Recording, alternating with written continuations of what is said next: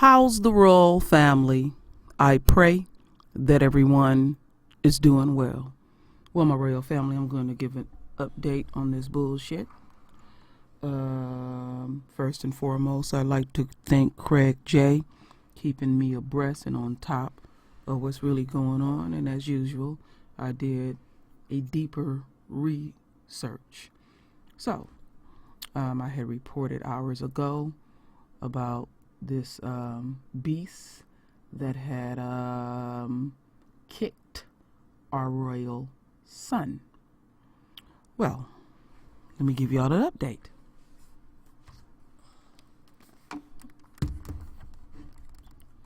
So, let me get in here.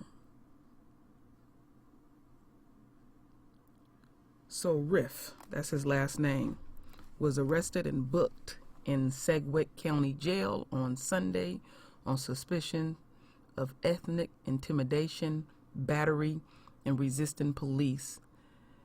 An arrest report says. Hours later, around 3:30 p.m., Riff was released from jail on $3,500 bond. So that is 10% of $350. All right, let's not forget that. So all this was worth to them was $3,500 or $3,500, and all they had to do was get somebody to put up 10%. Then he walked.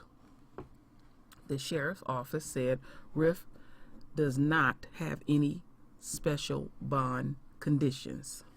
Sheriff Lieutenant Tim Myers said the boy's grandmother says she feared that with a record of not reporting to authorities, Riff could run. Because Riff is facing misdemeanor charges, the case will be handled by Wichita Municipal Court, not the Sedgwick County District Attorney Office. DA spokesman Dan Dillon said Thursday. In a statement Thursday afternoon, the police department said it is investigating a racially motivated bias crime where Riff was arrested. Through the investigation, it was learned Riff walked into the store, kicked a 1-year-old victim in the back, causing the child to fall on the floor while yelling obscenities and racial slurs. Riff was booked for battery that was biased and racially motivated. Oh boy. As well as resist arrest. Riff arrest Sunday was his second encounter with Wichita police in 2 days. Ain't that some bullshit? And part of a pattern of behavior dating back years, spawning state's police records show a criminal history. So let's get in his history. The public record of Riff's criminal past stretched back to 2002 when he was 15. He was arrested on suspicions of attempting to allure police, burglary, larceny of and from an automobile. After a police chase ended in a car crash, according to a report in newsok.com. In Oklahoma City, Riff was convicted on a DUIs in 2007 and 2008. The next year, he was convicted of domestic abuse. 4 years later, he was convicted of possession of marijuana, public drunkenness, according to his criminal history worksheet filed in Sedgwick County District Court. In Las Vegas, Riff was convicted of domestic battery in 2014, his criminal history shows. Back in 2015, Riff was back in Oklahoma, where he was convicted of felony possessions of methamphetamines, which carries a 4-year sentence in that state. Possession of paraphernalia, obstructing, according to the records in Oklahoma. For that, he was placed on probation. Riff ended up in Wichita sometime between his 2015 conviction for meth and April 29th, 2016, where he was arrested in Wichita for assaulting a law enforcement officer.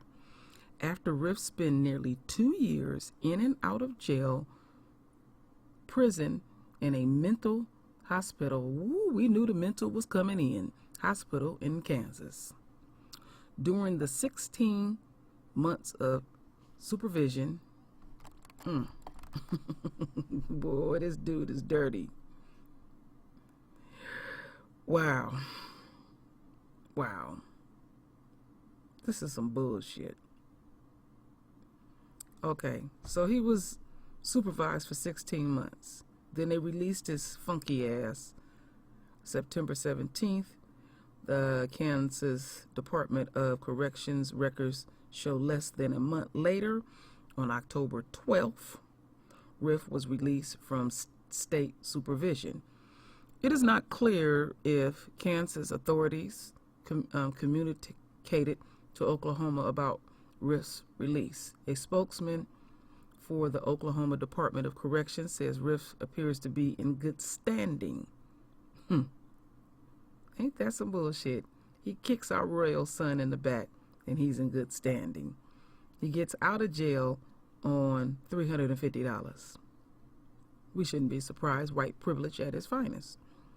So, on Saturday, the day before police said Riff kicked the child, he was arrested on suspicions of illegal, what was he?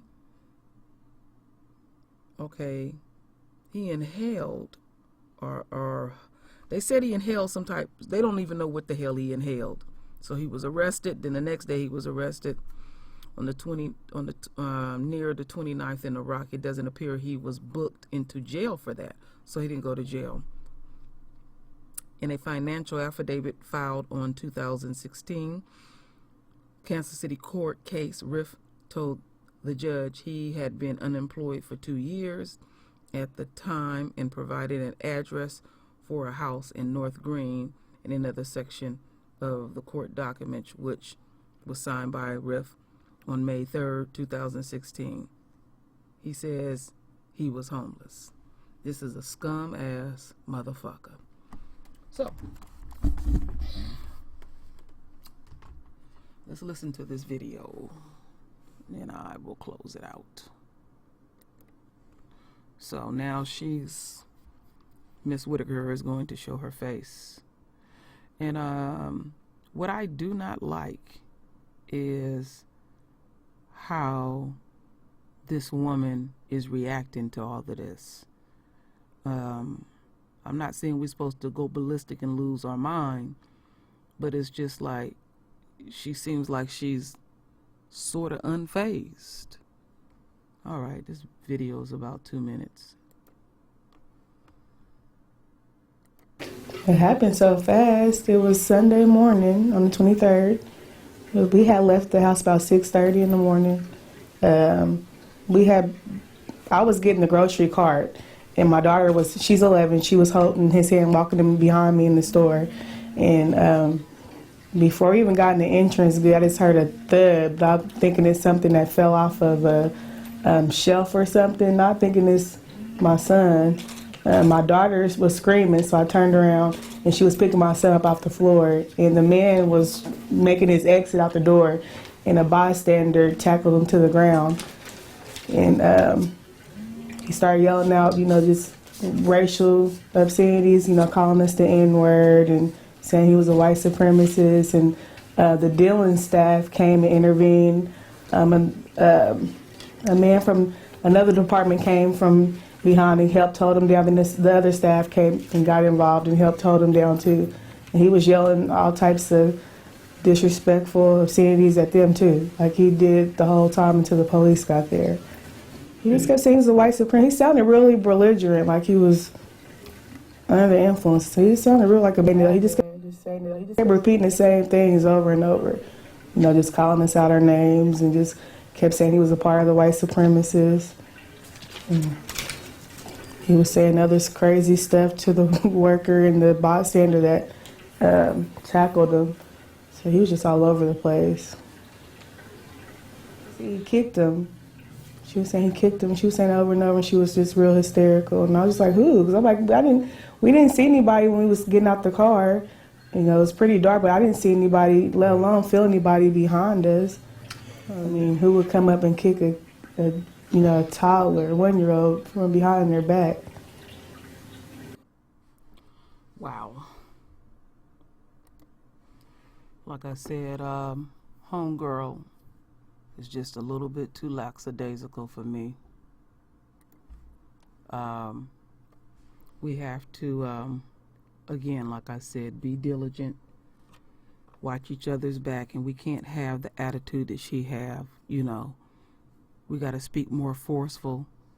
They don't give a damn about, this society doesn't give a damn, and it demonstrated in the courts about one of our royals being kicked by a white supremacist.